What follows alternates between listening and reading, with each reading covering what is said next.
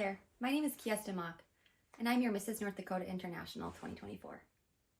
Growing up in North Dakota in a military family allowed me to learn a lot of things at a very young age. I learned that you need to be your authentic self, true to who you are the way God made you. I learned that people thrive more in community than they do alone, and I learned that a life of service is a life to be worth something. Growing up with a military father and having him as a role model in my whole life, putting his life on the line first for others, really spoke to my heart and made me want to grow up just like him, serving others without anything needed in return. I am so fortunate to live out my platform titled Raise Your Voice every single day.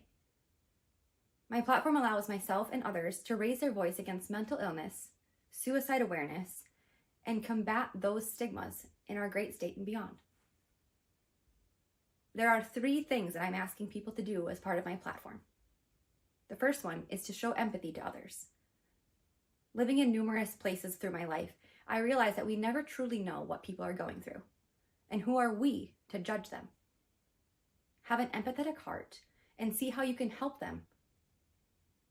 The second thing I'm asking people to do is thrive in communities, whether that is inviting someone to your home, joining a club, sports team, organization, or even starting one yourself. Which brings me to my third ask as your Mrs. North Dakota International. I'm asking everyone to perform small acts of kindness. Something as small as a hello and a smile to someone, or as big as bringing a friend dinner when you know that they just need it.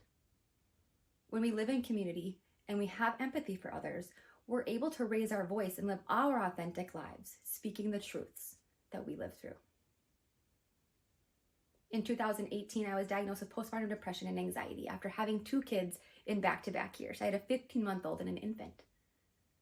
I was comparing myself to people on Instagram, my family, my friends, and I lost sight of who I was as a wife, a mother, and a woman.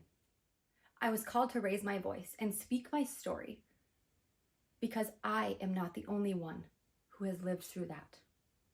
I am not the only one who has been to that point in their life where they don't think tomorrow is an option. My goal is to have communities built both online and in person, to have meetings for people who feel alone and isolated so they can come out of the shadows into the light. That is where we truly will thrive. A small act of kindness every single day makes for a beautiful life. Raise your voice against mental illness, suicide, and any other stigma that we can do together. So join me in making communities thrive, making them kinder, more empathetic, and serving others.